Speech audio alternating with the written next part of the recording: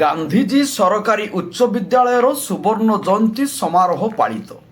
ବାଲେଶ୍ୱର ଜିଲ୍ଲା ସଦର ବ୍ଲକ ଅନ୍ତର୍ଗତ ଶ୍ରୀରାମପୁର ପଞ୍ଚାୟତ ମାଣ୍ଡରକୁଲା ସ୍ଥିତ ଗାନ୍ଧିଜୀ ସରକାରୀ ଉଚ୍ଚ ବିଦ୍ୟାଳୟର ସାହିତ୍ୟ ସଂସ୍କୃତି ଆଧ୍ୟାତ୍ମିକ ପ୍ରତି ସମର୍ପିତ ବହୁ ପରିଚିତ ପ୍ରତିଷ୍ଠାନର 50 ବର୍ଷ ପୂର୍ତ୍ତି ଅବସରରେ ମହାସମାରୋହରେ ସୁବର୍ଣ୍ଣ ଜୟନ୍ତୀ ପାଳିତ ହୋଇଯାଇଛି।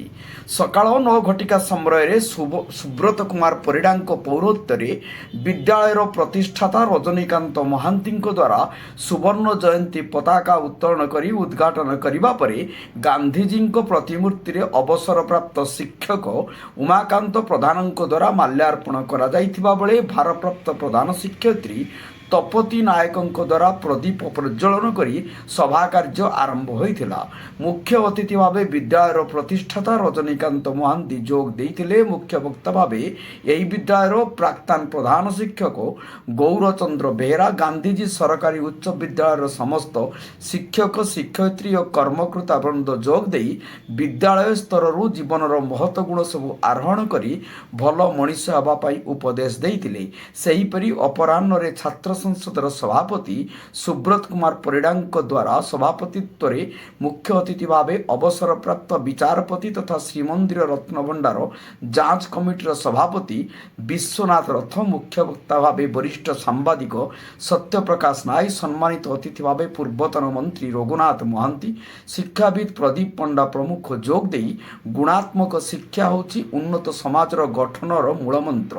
ଛାତ୍ରଛାତ୍ରୀମାନେ ଦେଶର ଭବିଷ୍ୟତ, ତେବେ ଶିକ୍ଷକ ଶିକ୍ଷୟିତ୍ରୀମାନେ ଉନ୍ନତ ସମାଜ ଗଠନ ପାଇଁ ଛାତ୍ରଛାତ୍ରୀଙ୍କୁ ଗୁଣାତ୍ମକ ଶିକ୍ଷା ପ୍ରଦାନ ଦିଗରେ ଧ୍ୟାନ ଦେବା ଆବଶ୍ୟକ ବୋଲି ମତବ୍ୟକ୍ତ କରିଥିଲେ।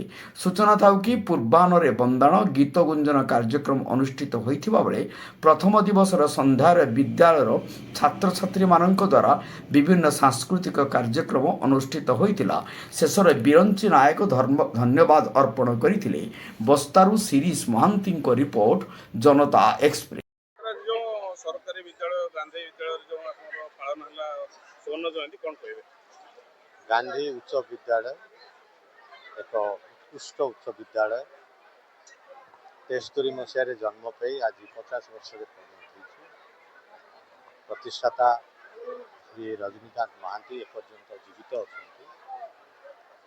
ତାଙ୍କର ଉଦ୍ୟମ ଏବଂ ପରବର୍ତ୍ତୀ କାଳରେ ଏହି ଗାଁର ଅନେକ ବ୍ୟକ୍ତି, ଆଇନ ମନ୍ତ୍ରୀ ରଘୁନାଥ ମହାନ୍ତିଙ୍କର ମଧ୍ୟ ତାରେ ବହୁତ ସାହାଯ୍ୟ ଅବଦାନ ରହିଛି।